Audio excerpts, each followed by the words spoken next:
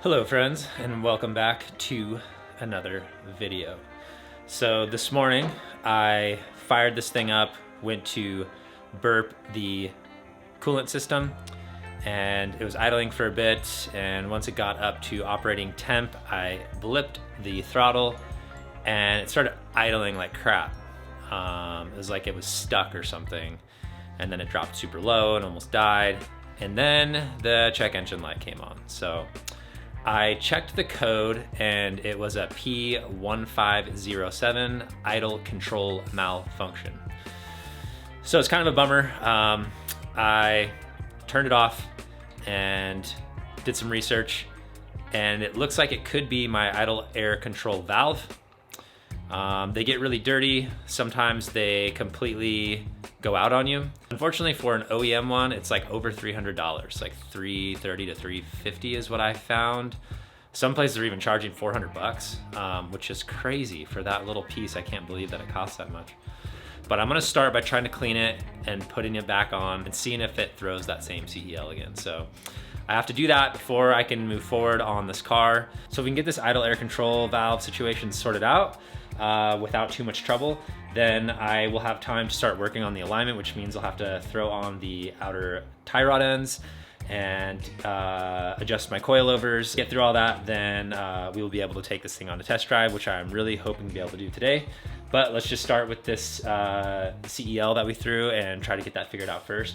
So I guess if you're gonna pull that thing off too, you do wanna make sure that the car is cold, because there is coolant that passes through that little valve, and if it's pressurized from the coolant, you know, you could burn yourself. So just be aware of that if you're gonna do this on your own car.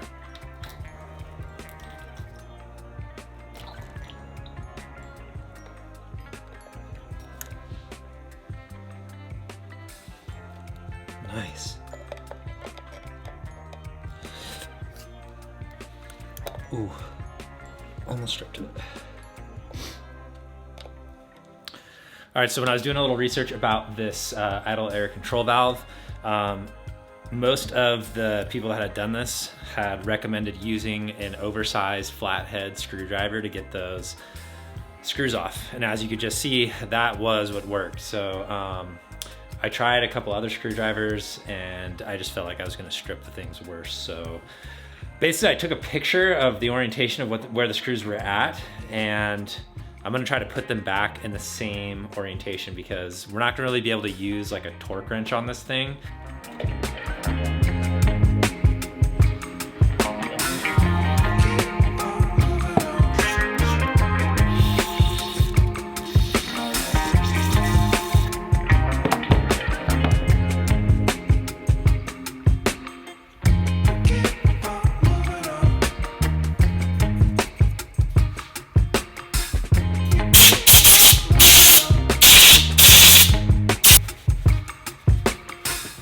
So as you can see, I did get all of that dirt and grime out of there. There's a lot more in there than I thought. Some of those are like super black. So that's promising. Yeah, I'm gonna throw this gasket on, get the valve mounted back on, and we'll fire it up and see what happens.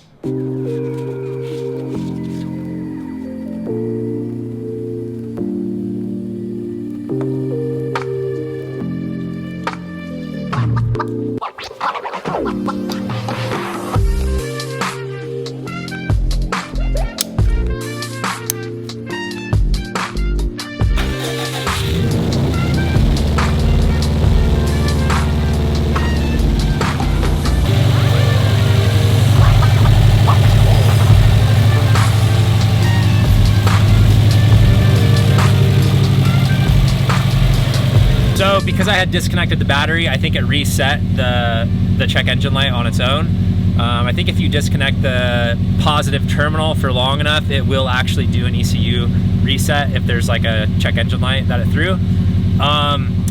One positive thing though is that my AFRs are looking way better. When it started doing that weird idle thing, the AFRs got super lean all the way to like 19, so I just shut the car off. But now they're looking pretty good. They're jumping around a little bit, but you know, I think it's gonna do that while it's kind of learning the base map. I still don't feel like I've had this thing running long enough yet for it to really learn. I guess these cars take a really long time to relearn whenever you change anything with the tune.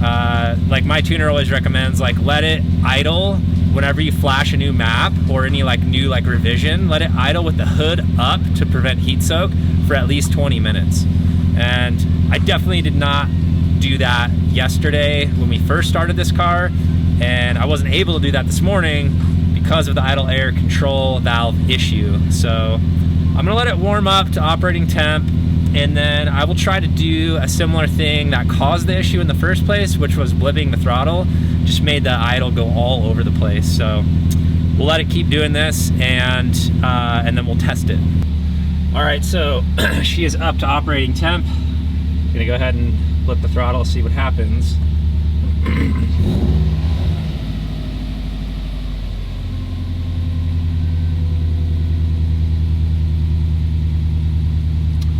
Yeah, it's staying high.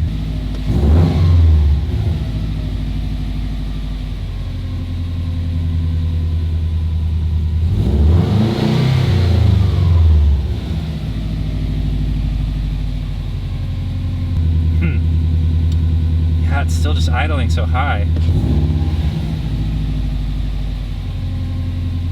Well, the AFRs still look safe to let the car keep running. The air is still being burped out of the coolant system, so I'm just gonna leave it on for now. I really don't like how high that idle is. It was looking better, but now it's looking worse. So no check engine light yet. It's not behaving like it was when I first threw that code. The idle went all over the place. So the fact that it's like dropping down at least like to about, you know, 1200 RPMs is a positive sign, but it shouldn't be idling that high. All right, so it started doing that weird idle thing again. It didn't throw the CEL. I decided to check my throttle cable. And although it didn't seem like it was too tight, I think that it was. And I also think the cruise control cable was too tight, because I adjusted both of them, and now look at this idle.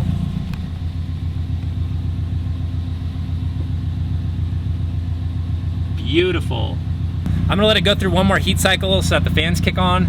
And then by that time, we should be pretty close to having the whole cooling system burped. And then we can work on getting all of the suspension stuff dialed and the alignment dialed, and hopefully we can test drive this thing.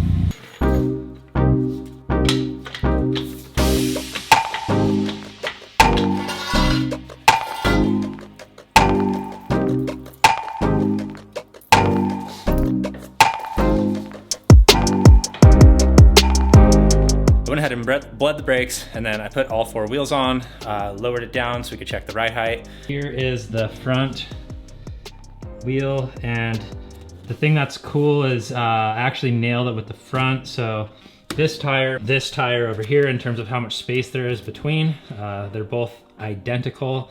This one back here, it's a little bit tighter.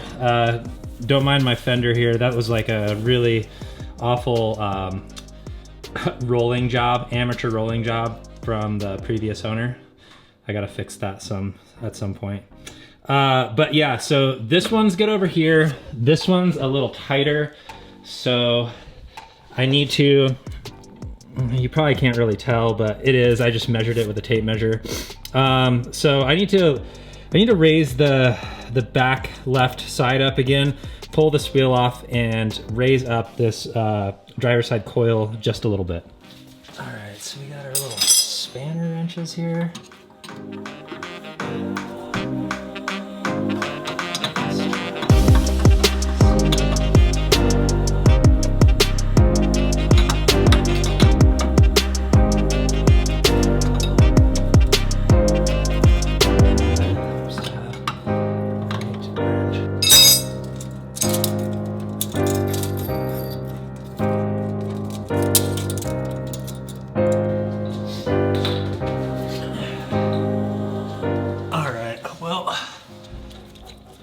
To be totally honest with you,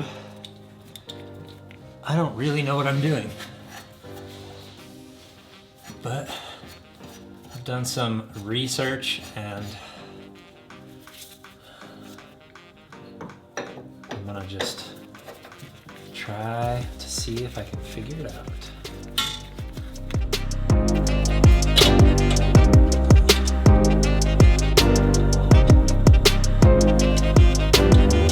I think what I'm going to do here is just measure the distance from the edge of the outer tie rod here to the end of the threads and try to get the same spacing on the other side.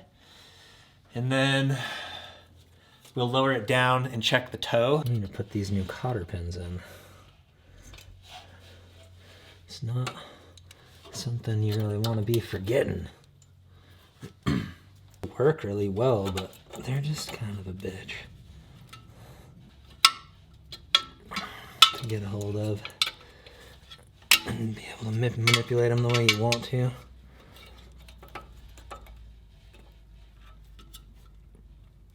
Oh God.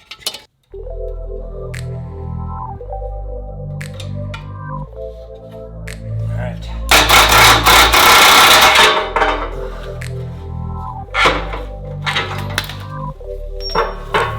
Just tried to mount the U-frame upside down. All right, let's try this again.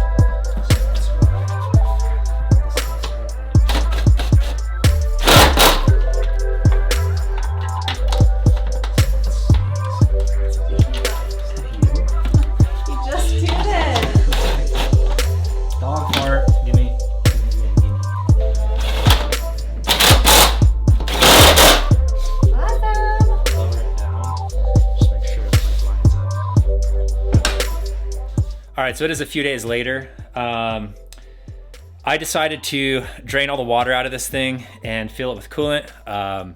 The temperatures here are actually like dropping again, and it dropped down to like in the 20s the other night, and I just get paranoid about just leaving water in there.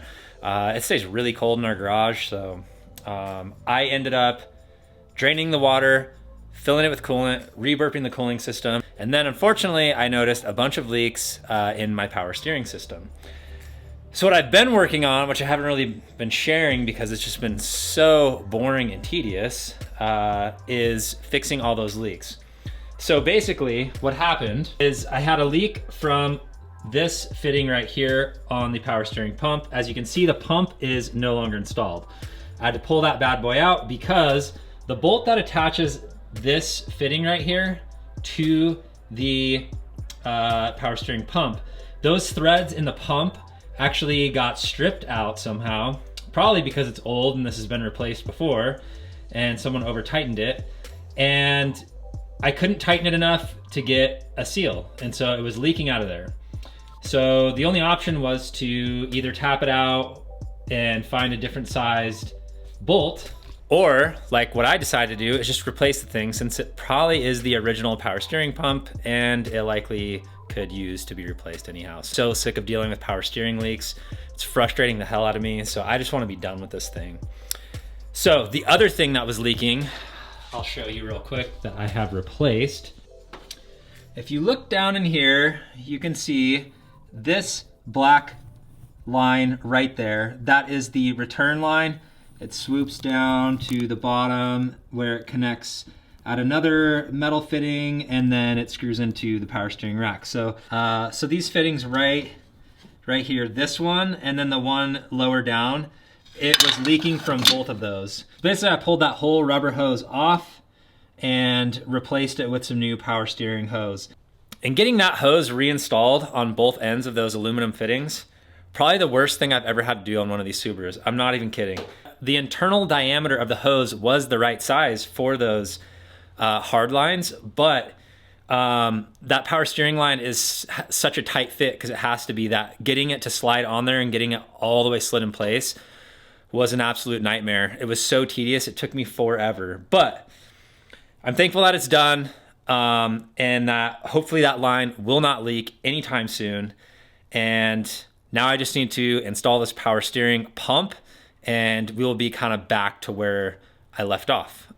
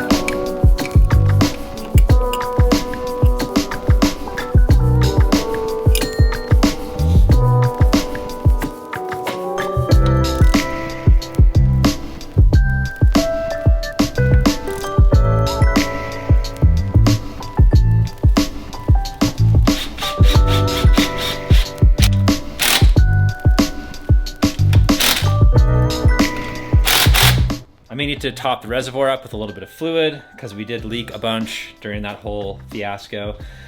And I think I'm just gonna start it up real quick and just check for leaks in the power steering lines and make sure that that's all good before we throw the wheels back on and get this thing on the road. I took the wheels off because I did adjust the coilovers one more time, and I needed to bleed the brakes just a little bit more because it was still feeling kind of squishy. So got that all done. So as long as there's no leaks, we can throw the wheels back on and we can actually try to go test drive this thing.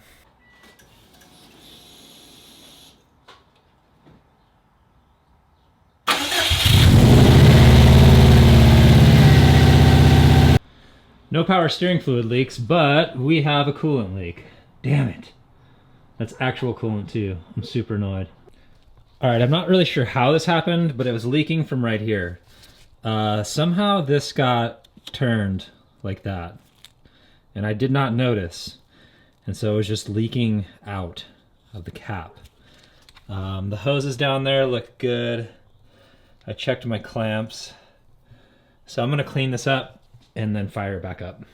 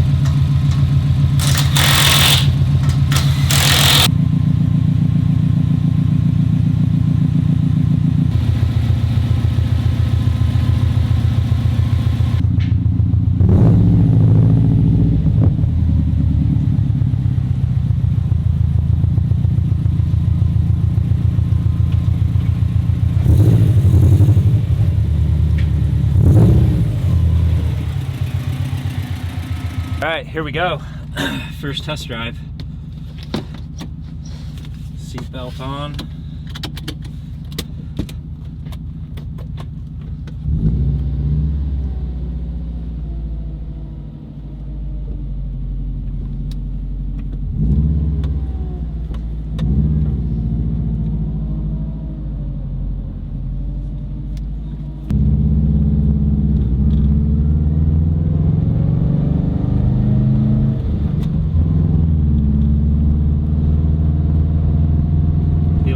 Isn't that bad.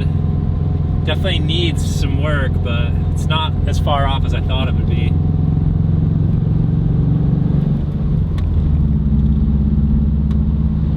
Damn, it feels pretty smooth. Let's test the brakes.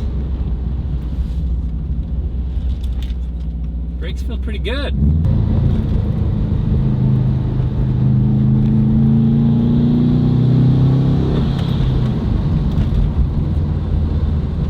Still on the base map, so I can't push it too hard. AFRs look decent.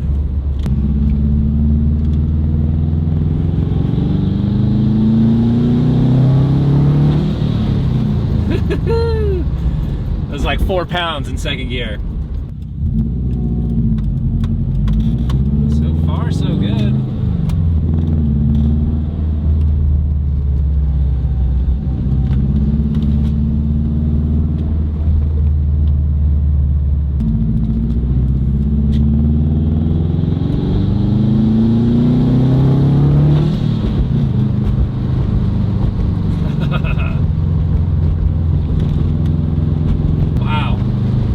Feels pretty solid.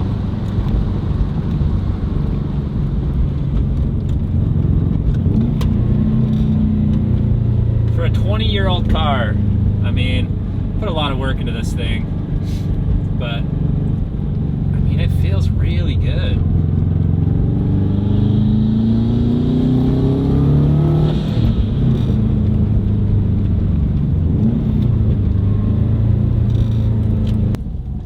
Steering feels good. I may need to bleed the power steering a little bit more.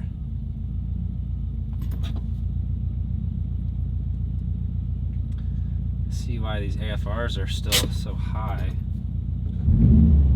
She's running a bit lean now. Shit, I don't know what that's about. All right, so I kind of investigated. I was looking for some vacuum leaks that could be causing it to be running lean. And I did notice that our vacuum cap blew off this port right here. I did not have it zip tied down. I have another one right there, you can see. I don't know if that one could get blown off, but I think when we went into boost that one time where I hit about 12 pounds, I think it just had too much positive pressure in the manifold, and it must have just shot that puppy right off of there. So we're gonna put this new cap on here, and I'm gonna zip tie it down, and then I'm gonna start it back up and see if we're still idling lean.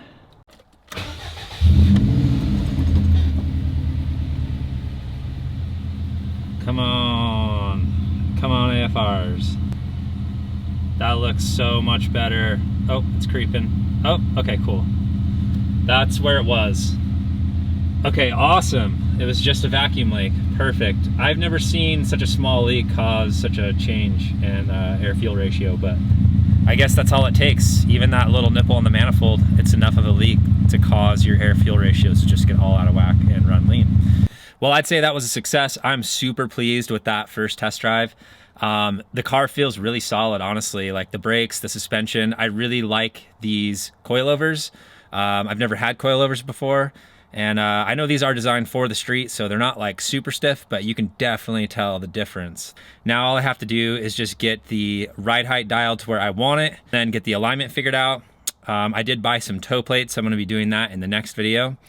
And then once we have that sorted, then I can start tuning this thing and sending some data logs to my tuner. So yeah, thanks for joining me. Please like and subscribe if you want to see this build get finished. And yeah, until next time, peace out, everyone.